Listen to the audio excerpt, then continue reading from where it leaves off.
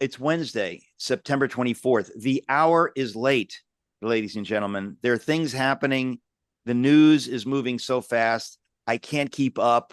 Yesterday, President Trump was insulted by the people at the UN who made his escalator break and who made his teleprompter not work. But these are glorious moments because no matter what the enemy does, it backfires. Trump was able to shoot from the hip for an hour at the UN, an hour of truth telling at the UN. You realize that's about 59 minutes more truth telling per hour than they've ever had in the history of the dopey, Jew hating, America hating UN, folks. Yesterday, and that's just part of what happened yesterday. I want to cover the news today with I guess in hour two. We've got John Zmirak. We have Megan Basham. We're going to be talking about the Jimmy Kimmel thing. But right now in hour one, I get to talk to Rod Martin. Hooray. Rod Martin, welcome back. Great to be here. I listen, you cheer me up. You get, even when you're not smiling, you're smiling.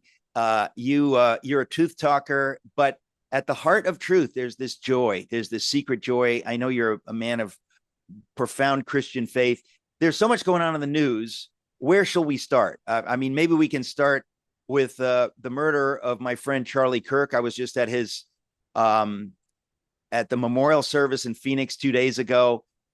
This is a watershed moment in our culture that I don't think any of us, I know none of us could see coming. An absolute watershed moment in the culture like we really could not even dream about. Well, the word is that in addition to the couple 100,000 who went to Arizona, 100 million people watched this on streaming and so forth. I mean, who's ever heard of such a thing? I mean, that's the sort of thing you would expect if modern technology had existed at the time for Martin Luther King or John F. Kennedy. It's just incredible. And it speaks volumes about how this has touched people. This is an extraordinary moment. As you say, people are actually waking up. They're actually realizing what time it is. And the hour is very late. You know, freedom is at stake at the moment when people are willing to meet speech with violence, because freedom can't survive that. There's no possibility to have freedom if people are willing to respond to speech with violence, because that is literally the definition of terrorism. Terrorism is using violence or the threat of violence to bring about a political result. That's what distinguishes it from just normal violence or organized crime or whatever. And that's what we're seeing increasingly in America. When the cities blow up in fire and brimstone, as they did in LA recently, because somebody doesn't like deportations. Ironic, by the way, because Bill Clinton deported 10 million illegal aliens. Barack Obama deported 5 million illegal aliens, but we didn't have any riots then. We didn't even hear about it. I never heard about it. It was a complete non-issue. The media was absolutely not interested in those deportations, but suddenly it's the most important thing to talk about. That says everything. It was just law enforcement, and it was half-hearted law enforcement at that. Clinton actually still believed in the 90s in the idea that depressing wages was bad for unions, and so he actually meant it. But Obama didn't mean it. It was just in the normal course of his duties, while he also engaged in a lot of open border policies, although not to the degree that Biden did later. So, where are the riots? Where are the condemnations? Where were all the attacks on the administrations for being fascist and authoritarian? But you see the same thing in 2020 when the cities, 140 cities, are convulsed in violence because George Floyd dies. And look, it's horrible when anybody dies, but you don't go kill other people because somebody died. That's absurd, especially people who had nothing to do with it. And this is this chaos cult that the left has become that is going to destroy our republic in very short order. You quickly become Lebanon if you allow this to continue. And thank God we actually have a president who's taking it seriously, treating it as it is, and sicking the FBI on it. That's actually the FBI's job, to stop things that are too big for localities, like organized crime syndicates in the 1920s and 30s, and like terrorist organizations like the Weather Underground, SDS, Black Panthers, Ku Klux Klan, and now Antifa. Well, I have to say, there's so many people, including conservatives and Christians, who do not get what a miracle and what a gift it is that Donald Trump is president. And not just Donald Trump, but this Donald Trump. This Donald Trump is that much more on fire for speaking truth and acting on behalf of the country than he was in 2016. He is a changed man, and he was a wonderful president in 2016, but we cannot dream really of what they've put him through and what it has done to him, and how it has really radicalized him to say, you know what, the time is short. I'm going to get it done. I'm going to do what needs to be done to save the nation. And I'm always fascinated, Rod, at how many people really don't care, how many Christians are going to churches that couldn't care less that Charlie Kirk was murdered, that couldn't care less that an election was stolen, that couldn't care less that we had authoritarian regimes in our states telling us what we can and cannot do. They couldn't care less. And I'm going to say this like a broken record. I wrote a book called Letter to the American Church. We made it into a film called Letter to the American Church. Charlie Kirk helped us produce the film. TPUSA produced the film with us. And Charlie is centrally featured in the film. And he said to me emphatically, I remember when he said it to me, we want to get this everywhere. We want to get this film everywhere. And I say this because more churches than not in America, people listening to this program go to these churches. They said, you know what? We don't want to screen that film. Prominent churches in Dallas, I know people who go to these churches. They said, no, we don't want to screen that film. So now that they've murdered Charlie Kirk, folks, will your pastor screen the film, which we offered free to every church? In other words, do you understand what hour we're in? Or do you want to be on the sideline? Do you really not care? God is a judge. And I believe the Lord is judging the churches that refuse to step up and be part of the battle. And it's because of the cowardice of many of these pastors that what Charlie Kirk said, which was absolutely biblical, was made to look radical. And so he had the target, the bullseye on him, because pastors refused to step up and speak out. So the hour is late. God is a gracious God, folks. But if you're going to a church that says we don't want any part of this, or we're just going to do our thing here, we're going to preach our Bible and preach Jesus, which is baloney. You're not preaching the Bible and Jesus if you shrink from these hot button topics. Those churches are dying. It's like Jesus when he cursed the fig tree. God is patient, but his patience isn't infinite. At some point, he says, you're not doing what I have given you the ability to do, so time is up. And I think we're at that hour. Rod, I want to talk to you about so many different things, but before we do that, folks, I want to remind you this interview and most of our interviews are on my YouTube channel, Eric Metaxas. Please subscribe to the YouTube channel because we want to get these conversations out to the widest audience possible. Some of you listen on podcasts, some of you listen on radio, but the YouTube channel is fantastic. You can see what we're wearing and how we combed our hair, all that exciting stuff. But please go to ericmetaxas.com, sign up for my newsletter, and we'll send you all this stuff. So just go to ericmetaxas.com. If you're not signed up for that, you're just missing a lot of stuff. And I say this because we want to make it easy for you. We send it to you twice a week, all these interviews and lots more. We'll be right back talking to Rod Martin. Welcome back, talking to Rod Martin. Rod, you always cheer me up just talking to you. What else is going on in the culture right now? There's so much happening. We had the Jimmy Kimmel issue. We have the issue with the UN.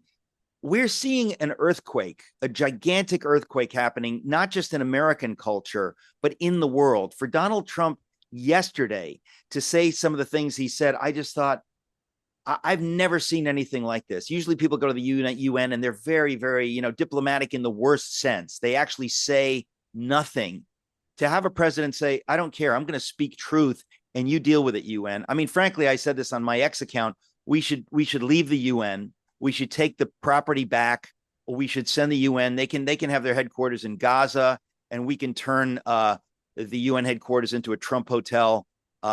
We really have to step away from an organization that refuses to stand up for what we believe in and what it was set up to do.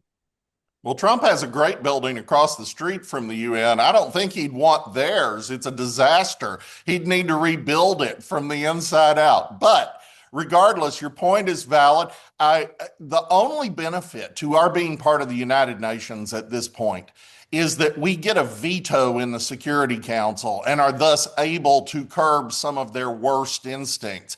But it's a horrible organization. Everything about it is just crooked for very good reason. It's dominated on a one country, one vote basis by the worst countries in the world, simply because they outnumber us. And it's long past time that we had for the lack of a better term, sort of a league of democracies that actually share some degree of value and act in concert in the world, that excludes countries like China and Russia and Chad and Niger, and actually doesn't let Libya run its Human Rights Council. And so there may be a place in the world for that. But the point remains, Donald Trump went and, as you said, spoke more truth in just under an hour than those people have heard in ages. It was the high point of diplomacy for most of your and my lifetime to go and say almost nothing.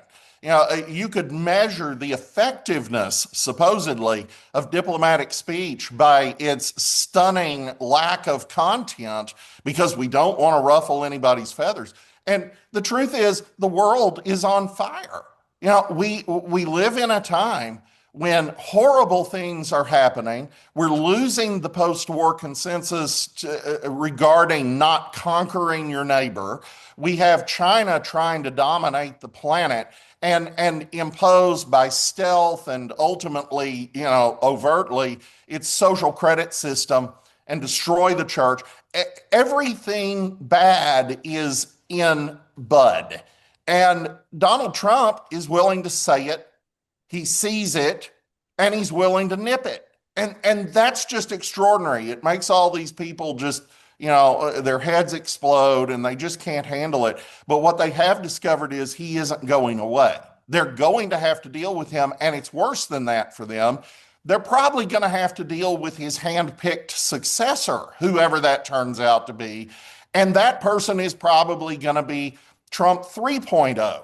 So this is the new order. We're going to rebalance trade in a way that is fair, where other people's markets are as open as ours have been. We're going to rebalance our alliances where our so-called allies actually pay their fair share, put their own skin in the game, build their own weapons, all these kinds of things. We were paying 70.5% of the bill for NATO.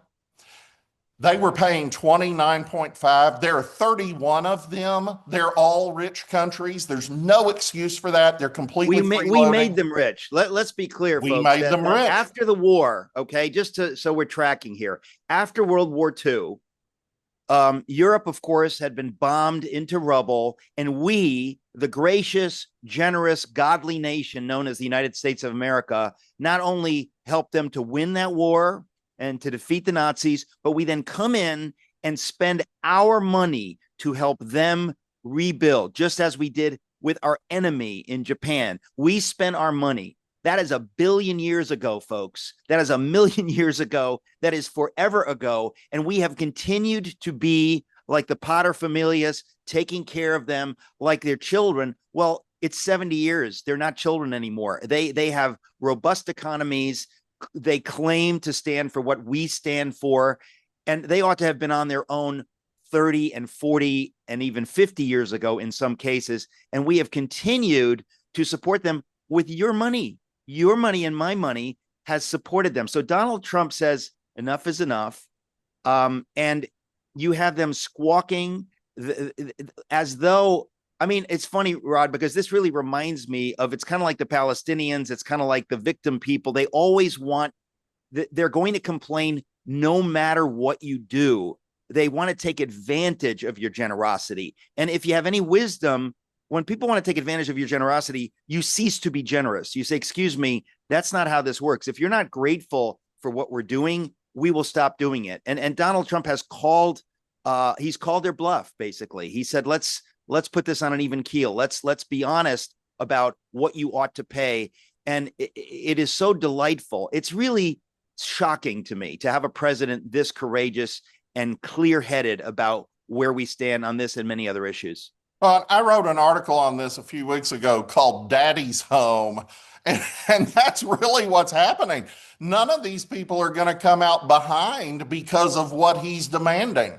If Germany has a real army and isn't training its infantry with broomsticks for lack of rifles, as they were doing last decade, if Poland can defend itself better than Ukraine did 3 years ago, which was already pretty good, if you have a strong NATO army that is indigenous to Europe, Europe is no longer under threat. No one can do anything to a strong Europe. And if they're picking up 50% of the bill beside us, the alliance is infinitely stronger. So when you get all of these people from both Bush and Obama eras saying that Trump is destroying NATO, no, Trump is actually reinvigorating NATO. It's one of the few international organizations we're involved in that actually works. It hasn't been working as well as it should for the last 35 years. He's making it work, and suddenly the world is changing. And the more you see the free peoples of the world strengthen, not just militarily, but economically, which is what the trade piece is about, everybody's focused on the tariffs. They're missing the fact that what he's really doing is he's using tariffs to open their markets, which they have had closed to us. For example, Germany was charging us 4 times the tariff on autos that we were charging them. Well, that's not free trade. There's nothing free about it. But if you level that playing field, all of a sudden everybody has a chance to compete and get better, and their economies grow. So they can support a bigger defense on a lower percentage of GDP ultimately, and no one can attack them.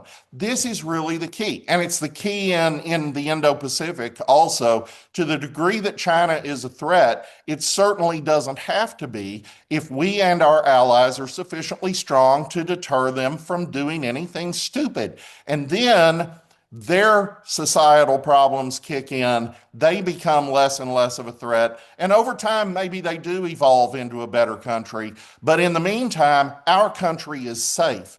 That's where we are. And on the trajectory we were on, we were letting it all spin out of control, and we were letting tyrants come to dominate the world again. And honestly, I can't fathom on a certain level why the Democrats are for that, but the Democrats are for that. And the actual reason they're for that is they're in sympathy with it. They see America as the source of evil in the world. They see nations as bad. They are for international globalist organizations that tell us what to do without accountability and without elections. And so they're on board. And that is expressed in the streets by Antifa. That's expressed in their foreign policy when they're in power. Well, it's interesting you say this, because I keep going back to the American Revolution. I'm working on a book about the American Revolution right now. And exactly what you're saying applies during that time. At that time, Great Britain was at war with its own values. And America, the 13 colonies, we cared about what the British Constitution said. We cared about natural rights. We cared about these things that flow from a biblical view, that we are created in God's image with certain inalienable rights. Theoretically, that's what the British believed, but there were enough people there, it's kind of like the Democrats of the time, who said, well, we don't care so much about that. They became the enemies of their own values. That is what's playing out in Europe right now. That's what's playing out in the Democratic Party right now. They no longer believe really anything. They've become the enemies of the very things that made them fruitful and flourishing. And so It's another existential crisis. We're dealing with the basics right now. When we come back, folks, I continue my conversation with Rod Martin. Stay tuned. Welcome back, folks. Talking to Rod Martin. Rod, I was just saying that in my research on the American Revolution, what fascinates me is you see this played out over and over because, in a funny way, truth doesn't change. Biblical values, truth is what it is. And it's clear that from a biblical worldview, you see that mankind is fallen on the one hand. On the other hand, God wants us to have a relationship with him so that we can have a covenant relationship with him. We can govern ourselves and we can flourish. So the founders understood this and they put this together and they said, we believe it's possible to have a people, if those people are virtuous, if they love God, they can govern themselves. And the British at the time said, we don't think so much. Now, not all the British, of course, there are people like Edmund Burke and others who sided with America. But you're seeing the same thing right now. There's only one way for people to be free. There's only one way for a country to really flourish. And if you're on board with that, you will flourish. If you're not, you will go downhill. And so we see that Western Europe has, in recent years, I would say increasingly over the decades, drifted farther and farther away from that. So when J.D. Vance gave his speech, last year in Munich, he's saying whatever values we had in common after the World War II, we no longer have those values in common. You don't believe in free speech. You are persecuting Christians. You're allowing Islamic populations to come into your countries, to take over, to erode what you theoretically believed in.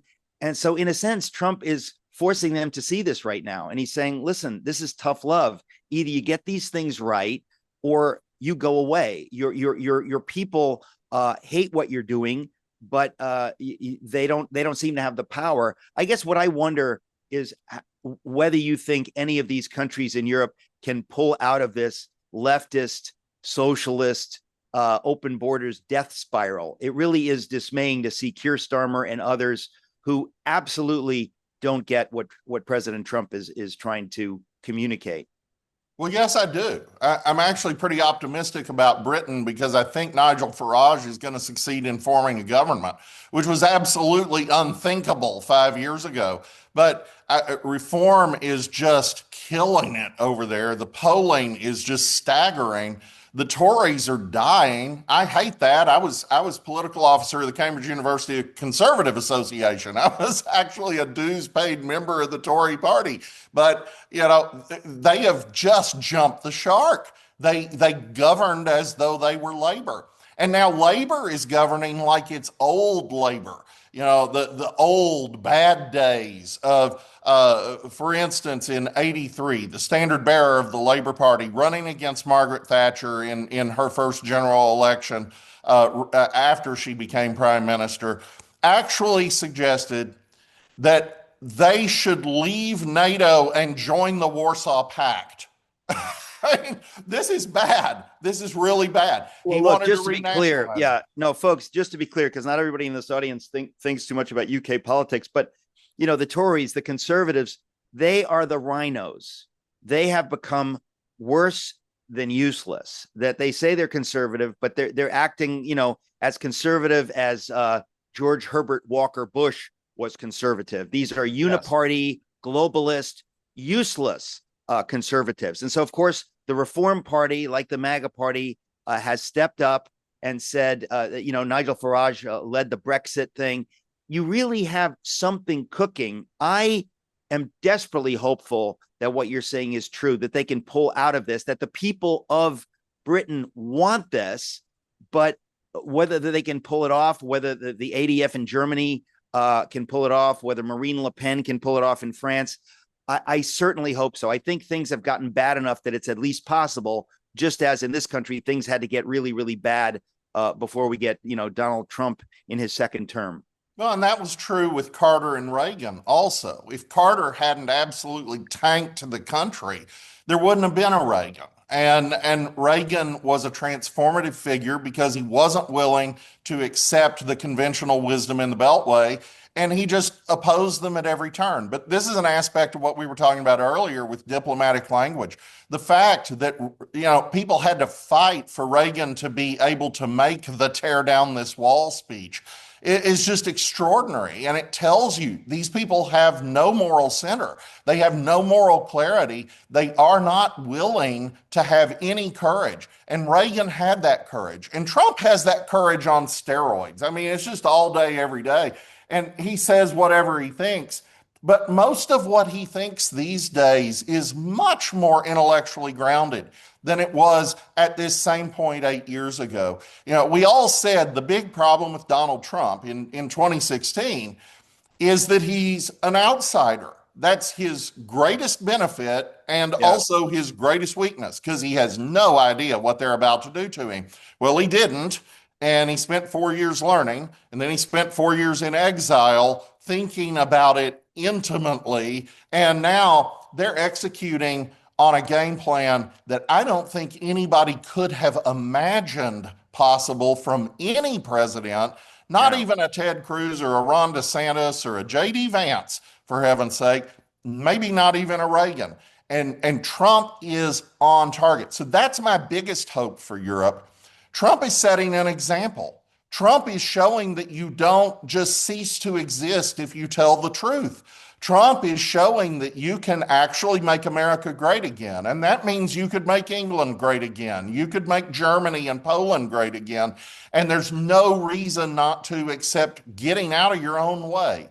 And I Well, think we're seeing that process take root. we will be right back. I'm talking to Rod Martin. Don't go away. Welcome back, folks. I have the pleasure of speaking with Rod Martin. Rod, what is your website? rodmartin.org. We want everybody to come. We've got about 25,000 subscribers there. We've got 275,000 more followers on X. But come to rodmartin.org. We do daily geopolitical analysis that Fox Business calls absolutely phenomenal, quote unquote. So you should partake. Well, I happen to agree with that. And my opinion counts way more than Fox Business. Rod Martin, Yes, it does. rodmartin.org. But in all seriousness, your stuff is so terrific. I thank God for you. I am grateful that I get to speak with you on this program because there are very few who are doing what you're doing. And it's very important. I think one of the things God's calling in my life is I identify folks and voices, and I say, you need to listen to this one and this one. We have most of them on this program. My friend Jim Kunstler, his stuff is unbelievable. And, a lot of people have never heard of him. John Zmirak, he'll be on later today. But it is so important that we get our news and our views from the right places, folks. Haven't we spent enough decades getting our news and our views from the wrong places? This is a big part of going forward, is to, to bless those folks that are blessing us. And so, Rod, you're leading the pack. I want to talk to you about what we were just touching on with Europe. I really hope that Europe can pull out of this death spiral. John Zmirak, he'll be on in hour 2. He is not sanguine on this issue. He seems to think that, the Islamists are just going to take over, and that if the folks in these countries say we're going to get rid of these Islamists, there's going to be civil war. Where do you think that goes? Because we understand their problems are very, very deep over there. Well, they are. And if things continue as they are, John is exactly right. But that's always the thing. If things continue as they are. If things had continued as they were under Jimmy Carter, the American economy never would have pulled out of its tailspin. We would have been at the mercy of OPEC forever. And we'd have lost the Cold War, to be perfectly honest. And I think General Sir John Hackett and his team did a brilliant job of explaining that in a book that they handed to Margaret Thatcher and Jimmy Carter, which kind of began to wake him up, but he was never really awake. So, you can pull out of these things, and you can do so remarkably quickly because capitalism works fast. If you actually give people the opportunity to innovate and be creative and be entrepreneurial, freedom actually produces a phenomenal amount of wealth and integrity and just everything good. And we see that in the places where it takes root, because capitalism, first of all, thrives on a lack of covetousness. For me to have a capitalist society, I actually have to be happy for my neighbor getting ahead. And Okay, in the that's the countries where opposite, folks, of Gordon Gekko in Wall Street. Greed is good. We're not talking about that. Self-interest can be good. It's an important part of how the free market works, but it's different from greed or covetousness. Nobody ever makes that point. And Rod, of course, you just did. That is a very important point to make about the way the free market is supposed to work. Well, if you take Gordon Gekko's view and apply it systematically, you're going to end up a totalitarian society. Because in real capitalism, and of course, Gekko was a trader, so that isn't real capitalism. But, when you're actually making stuff, you actually have to solve someone else's problem to make a penny. You can't make any money if you don't actually think about somebody else's problems and try to creatively solve them. That is the golden rule. So you have one system that is rooted in a worldview that involves my respecting your property, my respecting your life, my respecting your right to disagree with me, and my seeking to solve your problems. That's one worldview. That's the worldview Burke and Pitt and our founding fathers understood. And then there's the other worldview that's exemplified by the French Revolution and the Russian Revolution and every communist revolution, which Tim Kaine exemplified the other day when he said that your rights come from government, not from God. Well, if government gives you your rights, then government can take them away. They aren't a right, they're a privilege. And Tim Kaine gets to decide what you have and don't have. In effect, he's a governmental Gordon Gekko. And that's what we're seeing in Europe, and that's what we're seeing revolted against in Europe in Nigel Farage. You mentioned AFD and Le Pen and others. I think we're seeing a tremendous upswing in shaking off the collective guilt that the left has imposed upon the people of Europe, feeling like nation states are the reason for World War II. And the truth of the matter is that's bunk. Imperialism was the reason for World War II. But Hitler was an imperialist. This is why we have to have this program, folks. And it's why Rod does what he does and why I do what I do. We have to understand this. Every American needs to understand this stuff. So when some jughead says nationalism is bad, ladies and gentlemen, nationalism is not bad. You know what's bad? Bad nationalism. Nationalism is bad. Hitler's nationalism is bad. George Washington's nationalism is good. You need to understand how this works. And so when you have a whole Western elite culture that does not understand this, the Democrats in America don't understand this, the Uniparty rhinos don't understand this, you're going to go downhill quick. And we've been drifting downhill until this moment where suddenly we have this great hero we don't deserve in Donald Trump leading us out of this and being willing to articulate the basics that George Washington and Abraham Lincoln and every great leader has understood, but which we've been forgetting. 30 seconds left, and then we'll be back. Go ahead, Rod. Well, this is the battle, and this is why you see the red-green axis that we're experiencing, where Marxists hook up with Islamists. The only thing they have in common is tyranny and a hate for America and our worldview. So they're allied until they aren't. Well, that's exactly right. And of course, it's no coincidence, folks, that these people basically hate God. They hate the God of the Jews, the God of the Christians. There's something spiritually underlying where they're coming from. It is a spirit of hatred. It is false. It is fundamentally, objectively false. We need to understand these things, stand for the truth heroically. We'll be right back with Rod Martin. Welcome back, folks. I'm talking to Rod Martin. You can find him at rodmartin.org. Tomorrow, we're talking to our friend Sidney Powell, an American hero. I'm just thrilled to get her back on the program. We're talking to Pastor Che Ahn, who's running for governor in California. Later today, we've got Megan Basham and the great John Zmirak. So, Rod, where do you see things going from here? I mentioned that this Charlie Kirk murder, and this is a moment in the culture where I think this is where the enemy, it's the cliche of the enemy overplays his hand. Yes. If you want to kill Jesus, I would say if you're the devil, I wouldn't do that. That's not going to go well for you.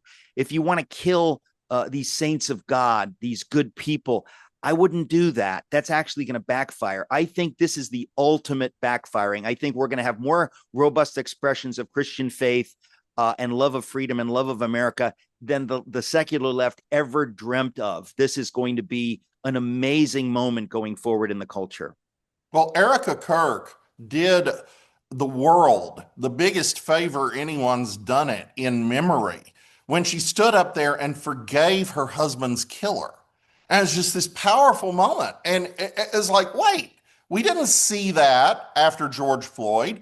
We saw random black people demanding that random white people kneel to them. You know, we saw anything but forgiveness. And so you get this, fortunately, very alliterative idea that is just permeating everywhere all of a sudden of they burn cities, we burn candles. And that's the reality. One side believes that even if you completely disagree with me, I respect your right to say it. I'm going to debate you. I hope I win. It's my job to persuade people. And then we're going to have a vote. And the other side says, you people are evil and we're going to kill you. Or at least we're going to cheer when somebody else does. Those are stark differences. So thank you, Erica Kirk. And thank you, all the people who were presenting the gospel at that amazing memorial service. And shame on the pastors that I'm sure Megan Basham is about to shame for ignoring the truth of Charlie Kirk's ministry. Charlie Kirk was possibly the greatest evangelist of our era simply in his boldness and in the numbers of people who responded to him. But he was also forgive the term, a minister of applied theology. He took his worldview and he applied it to everything that he addressed.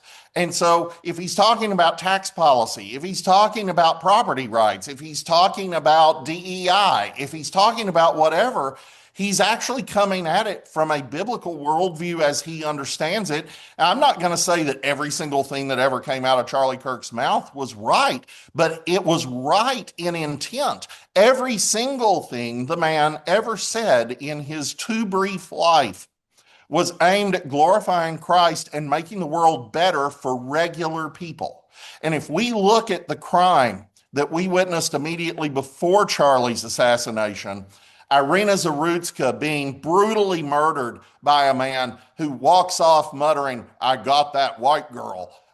This is horrifying. It's racism that the critical race theory people will not consider racism, but it's also wanton crime that was made possible by a system that released him 14 times.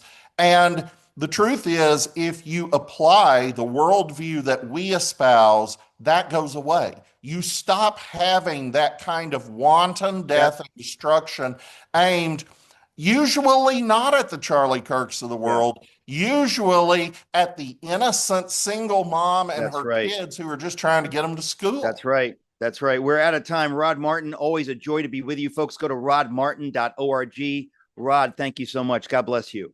Thank you.